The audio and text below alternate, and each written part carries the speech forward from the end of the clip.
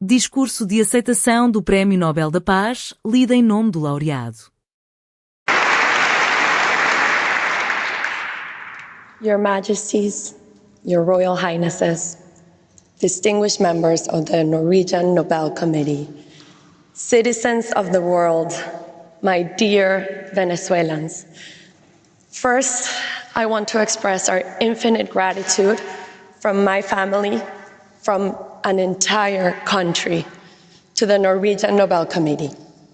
Thanks to you, the struggle of an entire people for truth, for freedom, for democracy and peace is today recognized around the world. I am here on behalf of my mother, Maria Corina Machado, who has united millions of Venezuelans in an extraordinary effort that you, our hosts, have honored with the Nobel Peace Prize.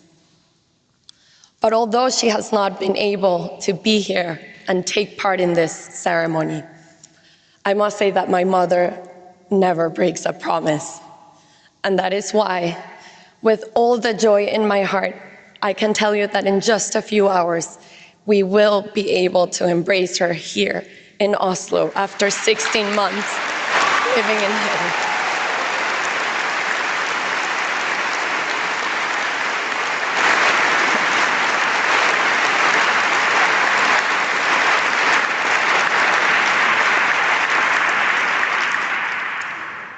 And as I await that moment to hug her, to kiss her, to embrace her after 2 years, I think of the other daughters and sons who do not get to see their mothers today. This is what drives her, what drives all of us. She wants to live in a free Venezuela, and she will never give up on that purpose.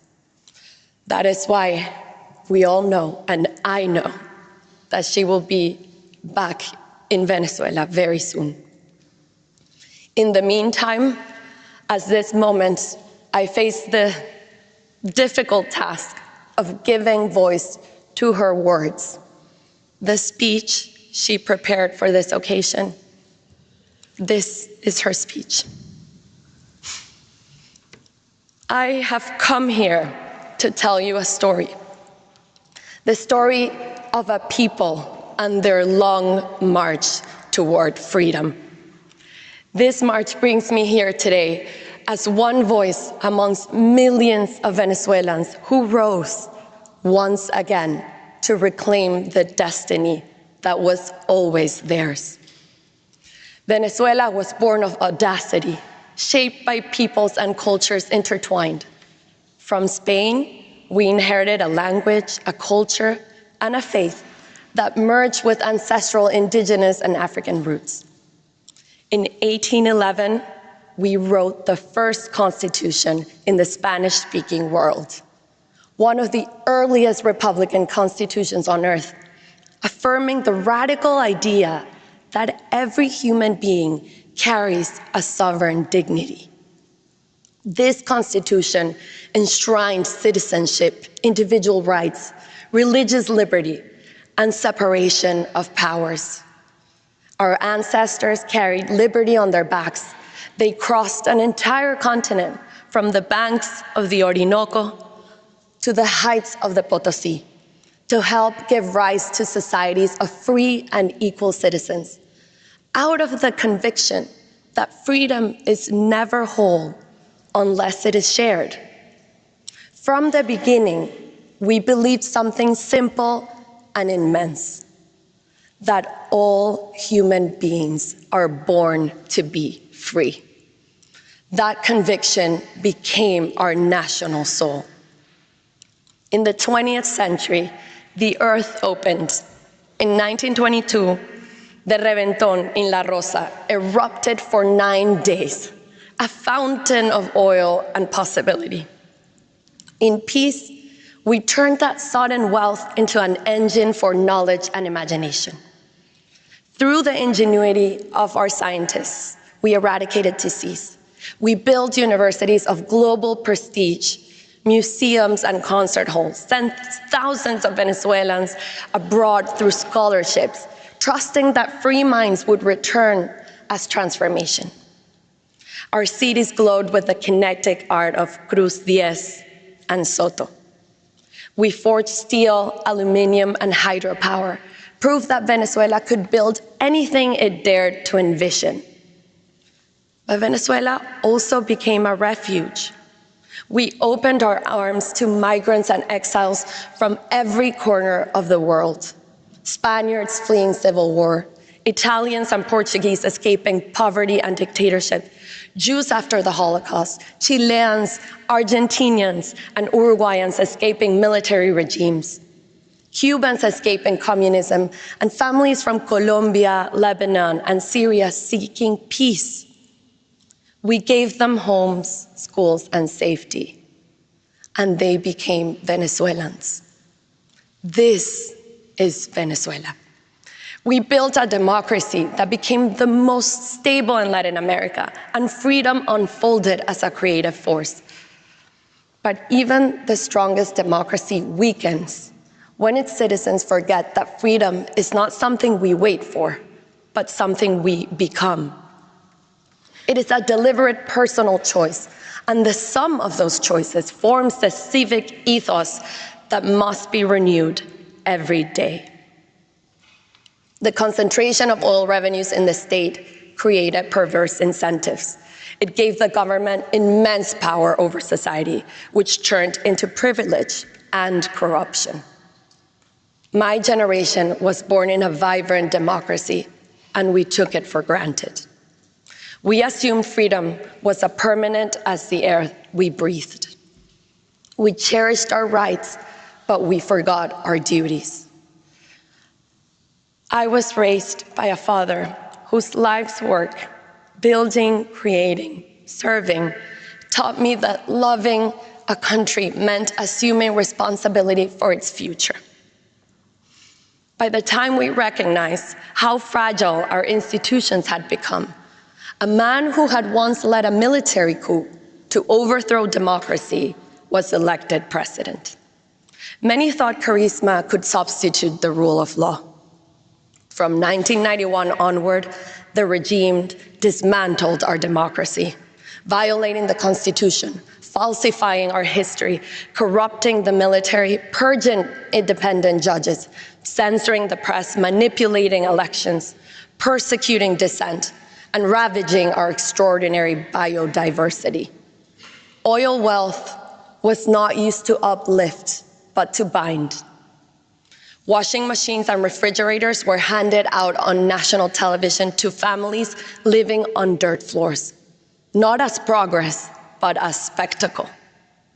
Apartments meant for social housing were handed to a select few with a condition for unquestionable obedience.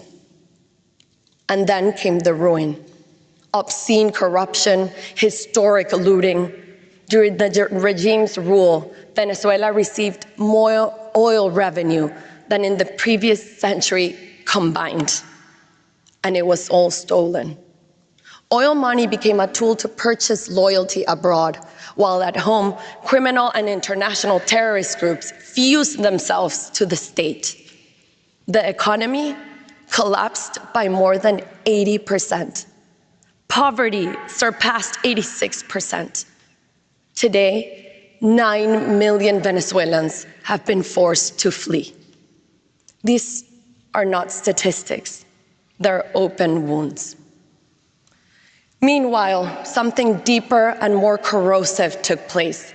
It was a deliberate method to divide society by ideology, by race, by origin, by ways of life, pushing Venezuelans to distrust one another, to silence one another, to see enemies in one another. They smothered us, they took us prisoners, they killed us, and they forced us into exile. It had been almost 3 decades of fighting against a brutal dictatorship, and we had tried everything. Dialogues betrayed, protests of millions crushed, elections perverted. Hope collapsed entirely, and belief in any kind of future became impossible. The idea of change seemed either naive or crazy. It seemed impossible. Yet from the very depths of that despair, a step that seemed modest, almost procedural, changed the course of our history. We decided against all odds to run a primary election. And unlike any act of rebellion, we chose to trust people, to rediscover one another. We traveled by road and by dirt path in a country with gasoline shortages, daily blackouts, and collapsing communications. Forbidding from advertising, without money or media willing to speak our names, we crossed it only with our conviction. Word of mouth was our network of hope. And it spread faster than any campaign, because our desire for freedom was very much alive within us, and it had never died. The forced migration that was meant to fracture us instead united us around one sacred purpose: to reunite our families in our land. Grandparents confided in me their greatest fear, dying before meeting their grandchildren abroad. Little girls with voices too small for such sorrow begged me to bring back their mothers and siblings scattered across the continent. Our pain fused into one heartbeat. Bring our children home now. In May 2023, during a rally in the town of Nirgua, a teacher named Carmen came up to me. She told me she had just run into her jefa de calle. A jefa de calle is a regime agent assigned to Carmen's block who decides, house by house, who receives a monthly food bag and who is punished with hunger. Shocked to see this woman there in that rally, Carmen asked her, "Why are you here?" And the jefa de calle replied, "My only son, who fled to Peru, asked me to be here today. He told me that if Maria Corina wins, he will return home.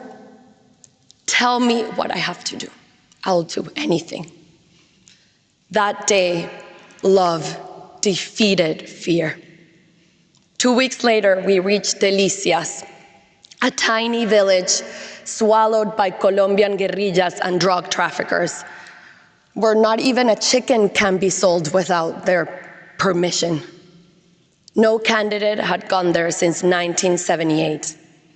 And as the team climbed the mountain, I saw Venezuelan flags waving from every humble home. I naively asked, as if it was a national holiday that merited all the flags, and someone whispered, "No, here the flags are hidden. Bringing it out is dangerous." Today, people raise them to thank you for daring to come. You will leave, but we will remain identified. That day, entire families stood up to the armed groups that ruled their lives. And when we sang the national anthem together, sovereignty returned in a single, fragile, defiant chorus. That day, courage defeated oppression. Este website pode ajudá-lo a melhorar a sua leitura e compreensão auditiva em inglês. Recorrendo a IA, divide as frases em segmentos curtos e fáceis de entender. Com o leitor, pode ajustar a velocidade, fazer pausa ou recuar para compreender cada frase. O site disponibiliza tradução em 20 idiomas, facilitando a aprendizagem. Basta escrever engnest.com no seu navegador e experimentar.